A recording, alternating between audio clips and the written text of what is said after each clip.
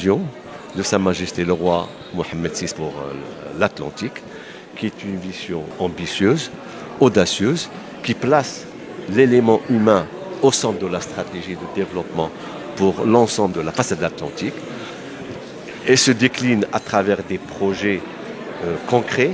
structurants, comme c'est le cas du gazoduc Maroc-Nigeria,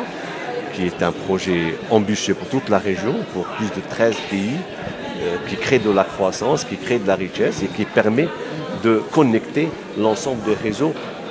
énergétiques dans cette région prioritaire pour notre pays et pour notre région. Cette initiative de Sa Majesté, elle est basée sur les interconnexions, sur la création de corridors, les interconnexions électriques, énergétiques, agricoles, de transport. L'Afrique est une priorité pour la politique étrangère du Maroc. C'est une politique qui est menée, qui est par Sa Majesté le roi Mohammed VI, au profit des populations africaines, n'est-ce pas ? Dont la priorité, c'est la création d'emplois, la promotion de la croissance et de la stabilité dans notre continent.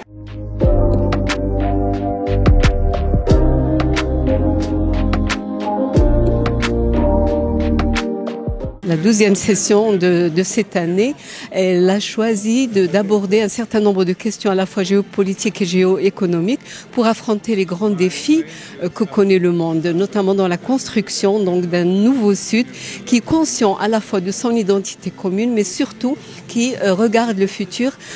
qui pose un regard sur le futur, qui part justement de nos besoins, comment construire un bassin atlantique qui est capable de faire face aux différents défis et surtout qui se base essentiellement sur l'initiative royale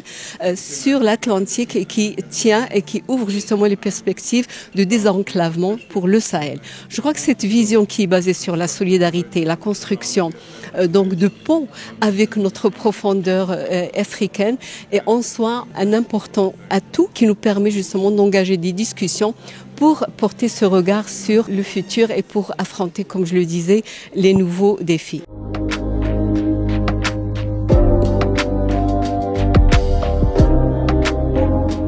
L'initiative royale, c'est un jalon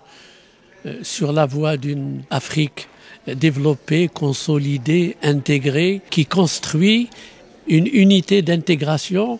sur la partie africaine de l'Atlantique et à laquelle il pourrait correspondre des initiatives au niveau de l'Amérique latine. Par exemple, vous avez constaté que Mercosur, par exemple, a, il y a 3 ou 4 jours, signé un accord avec l'Union européenne. Donc, pourquoi pas un partenariat entre Mercosur, par exemple, et cette communauté, disons, afro-atlantique qui est en train de naître.